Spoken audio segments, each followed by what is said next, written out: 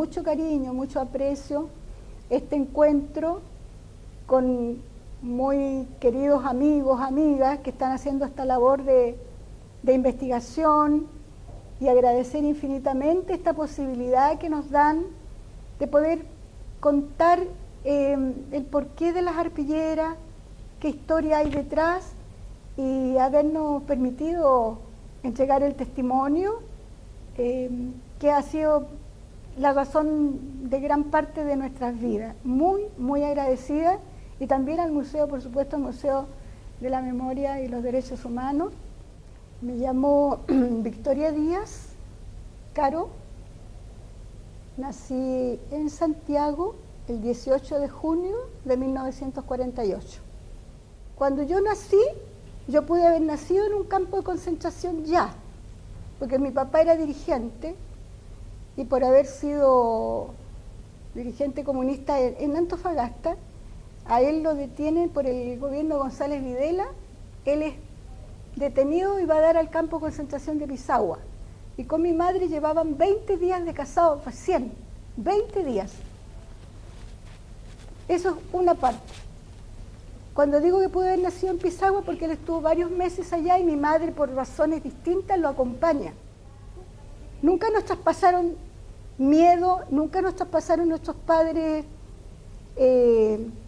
temor a que al papá le podía pasar algo. Y cuando se une con mi mamá, el deseo de ambos era que sus hijos tuvieran educación. Por lo tanto, nosotros, gracias a su tenacidad, su esfuerzo, dentro de todas las limitaciones que vivimos, tuvimos acceso a educación, y ahí a los 8 años yo entré a estudiar a la Escuela Experimental de Educación Artística. Nosotros, para la época de Salvador Allende, ya en la Escuela Experimental salíamos a pintar murales. Entonces siempre estuvo el hecho de estar activo en función de lo que nuestros padres, sobre todo mi papá, nos había contado de la historia del movimiento obrero. Por lo tanto, nosotros la única funcionábamos en eso, es decir, los trabajadores tenían que tener buenas condiciones de vida. Y bueno, y vino el golpe. Por otro lado, yo tuve antes la posibilidad de haber ido a estudiar afuera también. Estuve estudiando en la Unión Soviética, estudié afuera, estudié literatura y lengua rusa. Cuando volví el año 72, ahí ya estaba todo, ya se notó que ya estaba pasando algo. Y ahí hubo un cambio muy grande, totalmente, ya cambió todo. Fue atroz, porque cuando a mi padre, por ejemplo, lo detuvieron en Putre, nosotros nunca jamás dudamos que él no iba a volver de Putre. Toman a mi papá, estuvo 3 años clandestino, del año 73, que él sale de su casa por última vez. Entonces fue buscado intensamente, 3 años, del 73 al 76, y nosotros 3 años, igual todos sufriendo allanamientos. La casa fue allanada 5 veces, en distintos horarios. Por supuesto que el trabajo se perdió.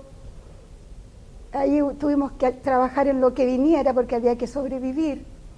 Y finalmente, el año 76, un 14 de mayo, llegó una persona a decirnos que lo habían detenido. Entonces fue una época también de mucha soledad, de espera, de tensión, pero a mi hermano lo buscaban también, lo buscaban por solamente llamarse como se llamaba, igual que mi papá, entonces mi madre le tiene que dar un permiso, le da un permiso ante juez de menores, y mi hermano tiene que salir del país a los 16 años, y ese fue otro golpe, porque nuestro hermano era el regalón, él era pero nuestro chiche. En la Villa Grimaldi se le perdió el rastro a él, porque hubo testigos que a él lo vieron en Villa Grimaldi, y muy torturado, fue terrible, y él de ahí no pudo salir, porque nosotros ahí le perdimos el rastro, ya no se supo más de él. Y fíjate, con mi hermana sí supimos de mi papá, pero lo que supimos fue algo terrible, porque ahí habló un señor, Jorgelino Vergara, y este hombre, ¿por qué habló? Habló porque a él lo inculpaban que él había matado a nuestro padre. Y él dice, entonces, yo no lo maté, ¿quiénes lo mataron? Y él da los nombres. Entonces, por primera vez, ahí se empieza a conocer de este cuartel, fue lo más terrible que puede haber ocurrido en nuestras vidas. Él fue asfixiado, a él lo tuvieron 8 meses torturándolo. Yo a lo que me aferro es que él pensó siempre en nosotros, que la luz de él fuimos nosotros. Porque por lo que cuentan, a él le tocaba escuchar cómo torturaban a otros también. Él fue muy torturado. Hay una enfermera que, terrible, la mujer esa, lo torturaban y después lo volvían a ¿cómo se puede decir?, a curar, para volver a torturarlo. Y finalmente a él este hombre cuenta que a él lo asfixian y después le ponen una inyección para que él pueda terminar de morir.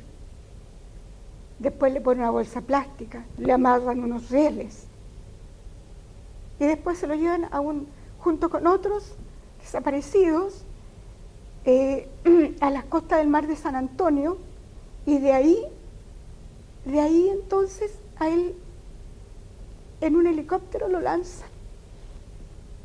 Entonces esas son las cosas que uno se pregunta, ¿qué es lo que pasa en este país? ¿Estos no son crímenes horrendos? Uno no puede no relacionar con lo que pasa hoy día, imposible.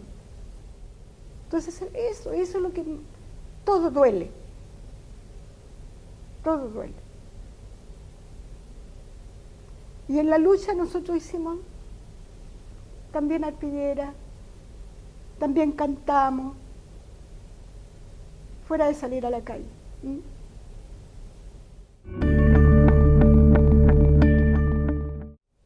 En el año 77 ya llevábamos un año de búsqueda y un día llegó mi madre a la casa y me pregunta, que me pide ayuda.